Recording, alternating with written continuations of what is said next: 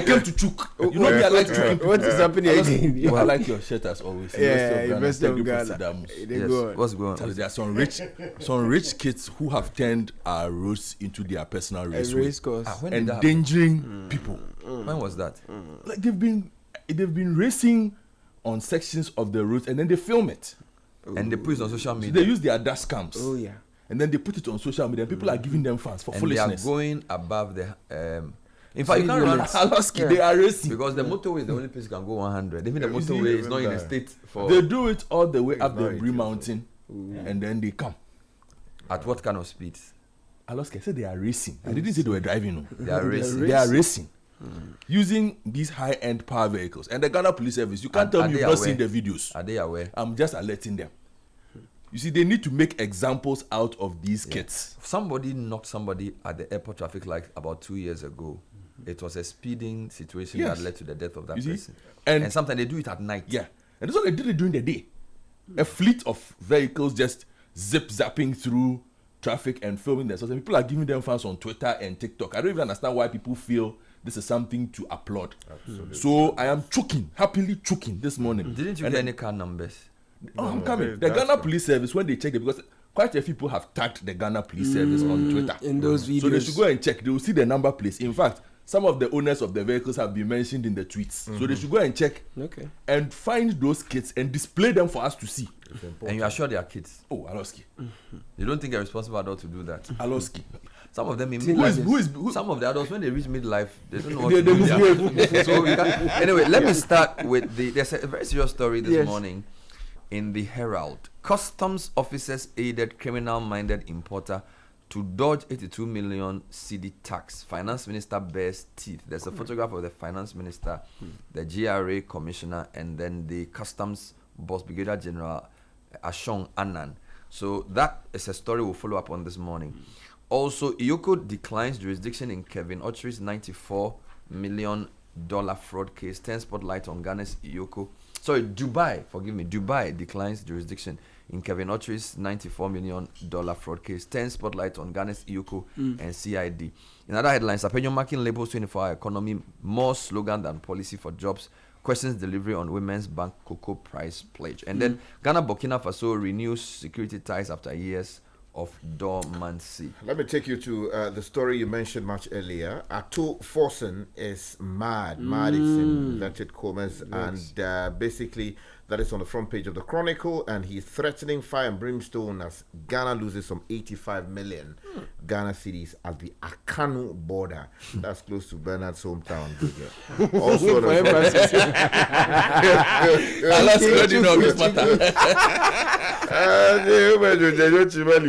he's Goldfield Force first goal after receiving Bogoso Prestia mine. And then also there's a story here that says farmer petitions to 2-4 over purported breach of Abunu system. Ebunum. Yes, the Daily Graphic leads with B5 Plus pioneers 24 economy. President reveals at expanded plant commissioning.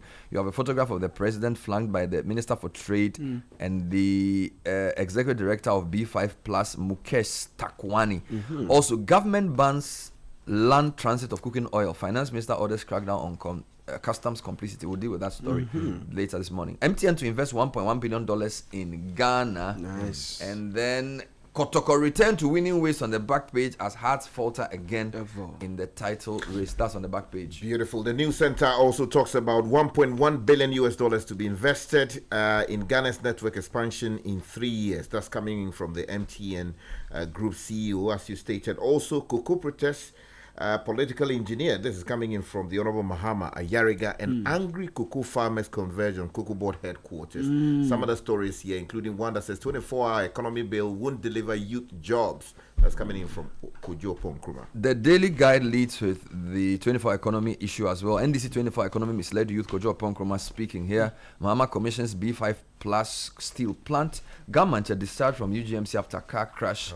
And Interior Ministry introduces automated fire compliance safety system. Meanwhile, Heath Goldfields records first gold pour, ignites local economy. There's a photograph of some excited workers of Heath Goldfields. The Ghanaian publisher says Ghana linkless air on missing trucks, backs GRA probe. Also, cocoa farmers face severe hardship. Catholic bishops tell Mahama And Mahama opens B5 Plus steel plant. Also on the front page, Kojo Ponkruma talking about 24-hour economy. Yeah. The BNFT list is a story you focused on last week. Tomato crisis, broken dams, farmers' plight, traders' nightmare. Very interesting story there on page 3. Agri Impact Group founder is chairman of CSIR Crop Research Institute. So this is Dr. Daniel Akwe. Congrats to him. Yeah. All 6 missing trucks located in 85 million CD transit case. Ghana Link is saying this. And the Ghana Standards Authority reinforces guardrails to limit price engineering. Meanwhile, MTN elevates major subsidiary as investments surge. Let me take you to the custodian. Government celebrates, but our families mourn. Farmers protest killer cocoa producer price. Also on the front page this morning, government bans land transit of cooking oil. Still related to the story we've been talking about all morning. And minority exposes NDC 24-hour economic gimmick. Something here that says Savalugu MP distributes free water to constituents amidst crisis. MP is distributing. Well, let me take you online quickly. I would start from our own Citi newsroom. .com, CEMSE, that's SEMSI. Ghanaians overpaid 1.5 billion Ghana cedis for power, demand 11% tariff cut. Cocoa Board must rationalize staff, not just cut salaries. Free senior high school is Ghana's most significant social policy since 1992. So these are some of the headlines that you will find on Citi News. When you go to ChannelOne, government must change strategy in anti-galamsey fight. Arusha, Ghana. This ChannelOneNewsOnline.com. The headmaster of the Tripiasi Senior High School faces infrastructure crisis.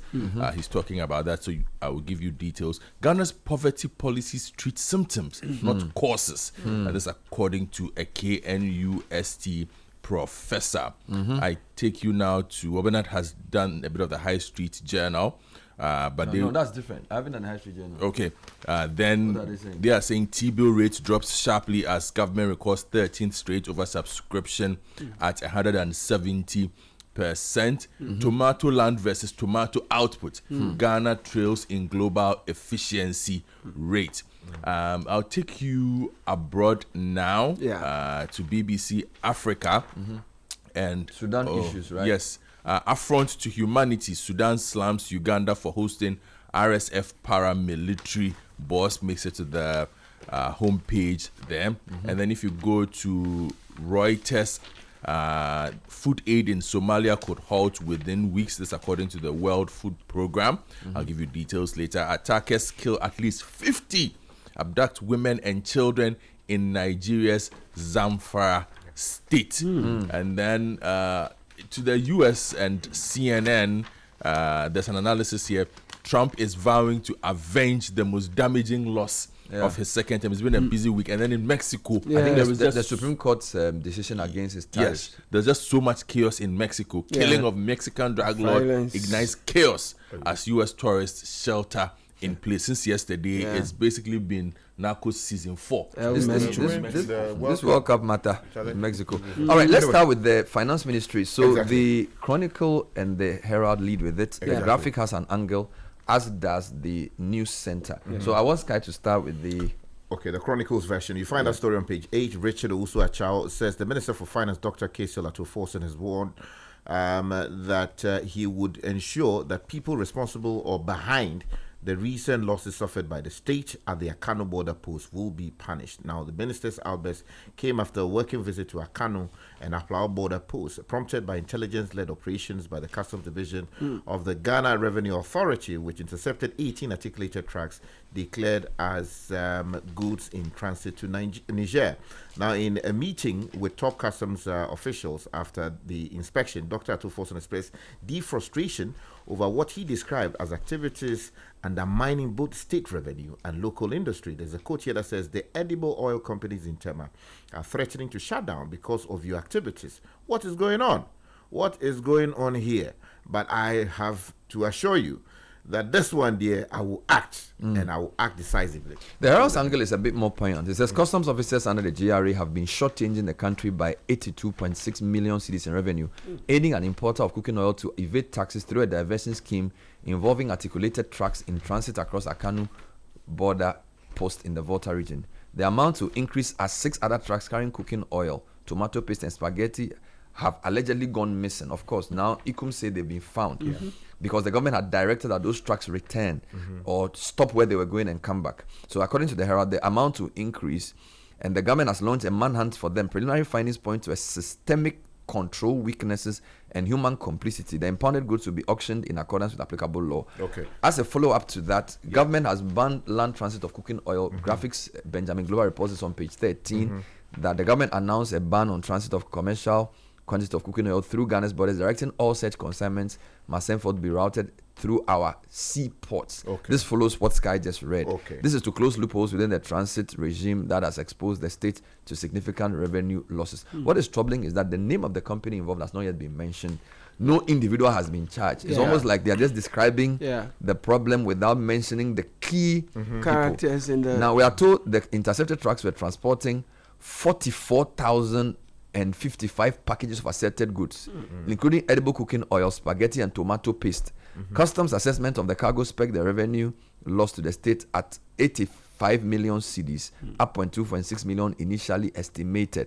And then there were 12 trucks and then 6 more have now been. Yeah, just to mention quickly that according to Incomes, they've been able to find the trucks involved in a statement. The other 6. Yeah, that's right. If you find that story on page 6 of the News Center. So we're told that in a statement, the company clarified that the 6 trucks earlier reported as missing were not untraceable on the system.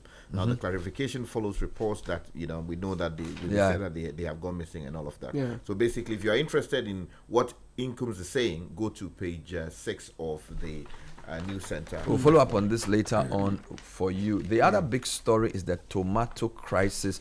Of course, I mean, let's be fair, it's really security issue, which people have sort of analyzed to a tomato point. So if you look at the headline, they're saying broken dams, farmers plight, traders nightmare. So the main argument of the story is that if we had essentially operationalized the Pualugu Dam, which is in the northeast region and upper east region, we would be having the quality of tomatoes we need and the quantity we need to prevent our traders from taking that dangerous journey to the northern part of Burkina Faso to get tomatoes. So basically they're saying, because we haven't built those dams, farmers don't have the type of tomatoes they need, and therefore traders have to go all the way to the northern part of Burkina Faso, resulting in a terrorist attack on them. A really nice analysis they've done on page 3. And of course, the seasonal shortage that typically occurs in June started early. Okay. And to top it up, the worst is yet to come. The traders have called on government to intervene by revamping the irrigation dams across the country to ensure all year-round tomato farming to reduce reliance on imports from Burkina Faso and Togo. And the High Street Journal also looks at the tomato situation in a very, very good piece by Solomon Boache, where he says, according to Atlas Big Global Production Data, Ghana cultivates roughly 47,000 hectares of tomatoes, but produces just 368,380 metric tons, an average yield of about 7,836 kilograms per hectare. And then goes on to compare that with what Morocco is doing with 1.3 million tons on only 13,000 hectares, or Poland, which harvests 815,000 tons from 7,700 hectares. And then goes on to talk about what can be done, quotes the Agric Minister John Dumelo. Let me take you to there's a story I want to bring to you quickly. Cocoa farmers face severe hardship. Catholic bishops are telling President Mahama. Page 3 of the Ghanaian publisher has the story and says the Ghana Catholic Bishop Conference has called on President John Dramani Mahama and Parliament to intervene in what it calls a deepening crisis in Ghana's cocoa industry, warning that delayed payments, falling producer prices and global competition are pushing farmers into poverty. Now, the church expressed concern over the effects of unpaid cocoa deliveries and decreasing confidence among farmers, warning that the situation is undermining rural livelihoods and increasing vulnerability in illegal mining and debt. Well, the big story from last week was B5 Plus. They have commissioned an extended plant. But let's stay with you. Yes, Citi Newsroom. Professor Peter Quarty says Cocoa Board must rationalize staff, very important, not just cut salaries. His comments follow a decision by Cocoa Board senior management to take a 20% pay cut. Speaking to Citi Business News, Professor Quarty said that while the move sends a positive signal, it falls short of addressing the deeper inefficiencies within the organization, Bernard? Well, the B5 Plus company, the leading iron and steel manufacturing and trading company in West Africa, is the first company to sign on to the government's flagship 24-hour economy policy. The iron and steel producer commissioned a new line of manufacturing machinery in Leku, near Ningo Pram in the Greater Accra region as part of the Phase 2 expansion. Pioneering the 24-hour economy program positions the indigenous steel giant as the forefront of government's ambitious initiative to transform Ghana into a round-the-clock industrial hub. I had the honor and privilege yesterday to sign the 24-hour authority bill into law, and I know that B5 Plus is one of the first companies that will register under the 24-hour initiative. The president, who inaugurated the state-of-the-art facility, disclosed before a gathering of ministers, diplomats, and industry captains. Now, just a background. With this expansion, the company now operates the largest pre-engineered building or PEB facility in West Africa and the second largest in Africa. The company directly and indirectly employs over 15,000 Ghanaians and has remained a consistent member of the prestigious Ghana Club 100. There are other details that are captured in a story authored by Kester Abraham. Okay, so they'll build a house and then you're going to just carry it. No, it's pre-engineered. I think maybe it's like the structure of the building. I don't understand these things, but normally they read around it. prefab or something. But they talk about local content and some other things they will do. President toured the facility. Minister of Trade is happy. Someone Dante George is also happy. Everybody's happy. That's fine. Let me take you to page 7 of the custodian newspaper where the minority is poo-pooing the 24-hour thing. So they say on page 7 that minority spokesperson on Parliament's economy and development committee, Mr. Kojo Pong-Nkrumah, has launched a broad critique of the governing National Democratic Congress, accusing the Mahama administration of prioritizing political messaging over real economic reform and structural problem solving. He was speaking on TV3. One big issue that came up last week, and BNFT is still reflecting on it: no bed, no care, tackling hospital bed crisis. It says that no bed syndrome manifests in various forms: emergency patients denied admission, long queues for general wards and critical care units operating beyond capacity. Its roots, right? So it says that. So it's an editorial. Yes, its root causes multifaceted. Its root causes are multifaceted, including underinvestment in healthcare infrastructure, inadequate planning for population growth, and a shortage of trained healthcare personnel. So it goes on to propose some solutions here: investment in infrastructure, data-driven planning, decentralized care, and workforce deployment. Now, turning away ER emergency response patients without assessment unacceptable. This is Dr. Thomas Winsum Anaba cautioning. He's a member of Parliament for Garu and former CEO for the Greater Accra Regional Hospital, which is RAGE, and he has warned that health professionals that turn patients away at emergency departments without first assessing them is unacceptable, even in overcrowded conditions. He was speaking on the big issue on Saturday when he stressed that every patient must be triaged upon arrival to ensure they receive care appropriate to the severity of their conditions. Meanwhile, Dr. Okoboy says nearly 70% of hospital debt linked to emergency units. So nearly 70% of hospitals that slide into debt distress or shut down do so largely because of unpaid bills accumulated at the emergency units, former Minister of Health has disclosed. According to him, emergency departments by their very nature are high-risk financial centers where life-saving care is provided immediately, often without guaranteed payments, creating significant bad debt exposure for both private and quasi-public facilities. I want to mention quickly that if you go to page 4 of the news center, you find a story: Gamache discharged from UGMC after Mahama visits. Now, that story quickly says the Gamache King, actually Taki Teku Churu II, has been officially discharged from the University of Ghana Medical Center after receiving treatment for injuries sustained in a serious road crash earlier this week. We wish him all the very best. I have a good one, a tribute by Adjo Ebo Afari, who is a former GJ president, to a woman who's influenced all of us, Professor Nafale Sakifiu. For us, when we entered, I think JSS senior high school, she had these English language, English grammar textbooks that really helped us. And she passed away a few weeks ago. And it's a very brilliant tribute from classroom to political arena. Professor Nafale Sakifiu was an exceptional groundbreaker. And she says, as I recall, Professor Fale Sakifiu, these are parts of the tribute, was the first Ghanaian politician to campaign for a national holiday for Muslims. It was a signature message on the NIP campaign rounds. She promised that if NIP was voted into power, they would institute that holiday. Don't forget, she was running mate to Kwabena Darko. This is the 92 election. And I think it's a brilliant, what do you call it, a tribute written for her. And I think those of us who've been influenced by her writings also ought to honor her.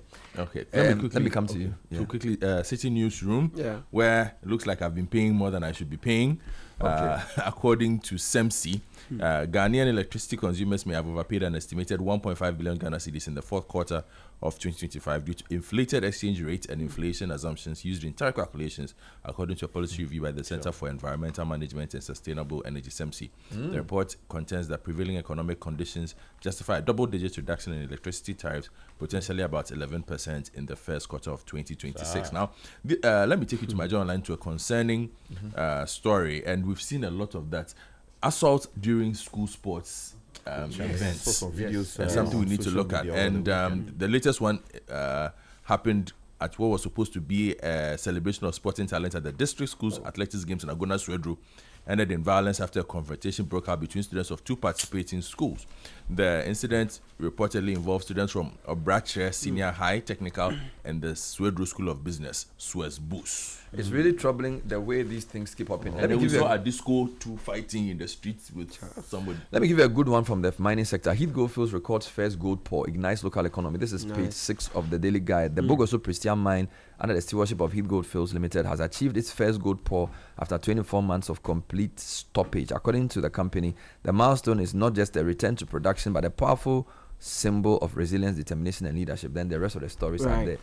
Ghana has notified Togo of international arbitration over maritime boundaries. Let me take you to Mexico quickly as well, because there's I think between that and the US. What's happening? Where are we going? Where are we going to be? No, we are playing in the US and Canada. But if we qualify, we may go to Mexico. And this is important because Jalisco State, where we have the thing happening, is where is the it's in the state of Guadalajara. Where it's a major center for happening? The World Cup. So, cartel kingpin, Mexico's most wanted cartel boss and head of the Jalisco New Generation cartel, Nemesio El Mencho Oseguera Cervantes, was killed in a Mexican military operation, and that has led to a wave of violence. More than 250 blockades were reported across 20 Mexican states. In fact, members of his gang entered the Guadalajara airport, started shooting hotels. It was crazy yesterday. You know, if you don't deal with these kinds of things when they are small, it becomes a major factor. So the gangs in Mexico are crazy. And finally, I'll take you to Reuters. The dollar fell on Monday as traders took the U.S. Supreme Court's decision to strike down a slew of President Donald Trump's tariffs are supportive for global growth, though but Trump is vowing that he will still increase some tariffs. He says he will do what he Well, if he breaks the law, they should just hold him in contempt. So they basically said that his tariffs are unlawful. Yeah, but the governor of Illinois has written some letter like that saying, Charlie, he should refund his... refund his money. That was the news review. Thank you, gentlemen.